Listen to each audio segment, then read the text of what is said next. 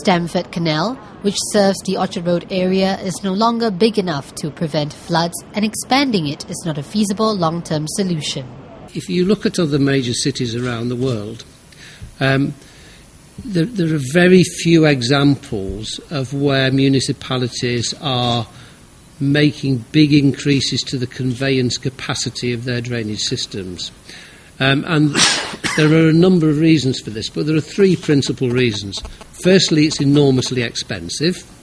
Secondly, as I said in my summary, and probably it's more important, is it's enormously disruptive for the urban community. You know, that sort of infrastructure investment could have a long-term disruption to a community and significantly affect the commercial prospects of an area. But thirdly, the nature of that solution is a very rigid solution, and it lends itself much less to adapting to future uncertainty than some of the wider range of measures that we've been recommending today. What the panel is emphasizing is a solution that goes beyond just conveyance. Meaning, if you look at a canal, it overflows because the flow that is going through exceeds the capacity. So the question is, how can you bring down the peak, right? Or you enlarge the canal to enhance the capacity. So what we are saying here is that you can actually bring down the peak by looking at the solutions at the source, along the pathways, and look at the solution at the catchment level as an integrated solution. And that helps you to deal with a more intense storm event in future.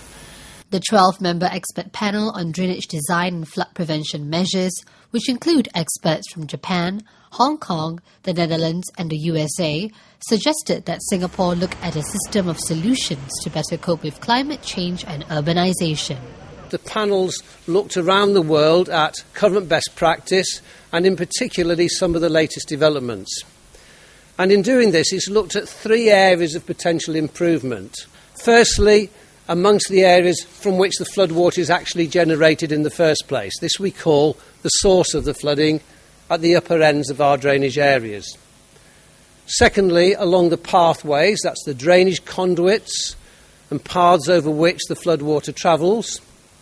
And thirdly, the receptors. The receptors are those parts of our areas that impact from flooding. This could be property, transport links and other infrastructure.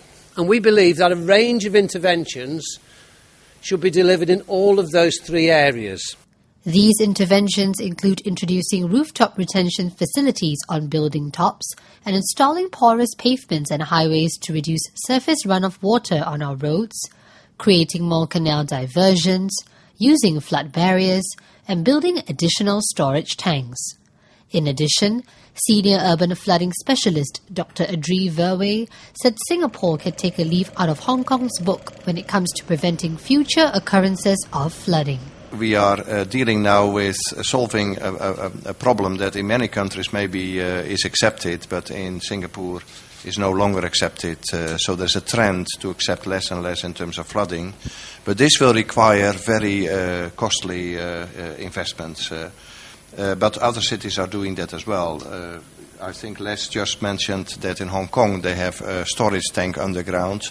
I've been inside it. I've been so impressed with that tank. 100,000 cubic meters of storage, just in the middle of the city. On top, a soccer field, playground for kids and so on. So you can combine these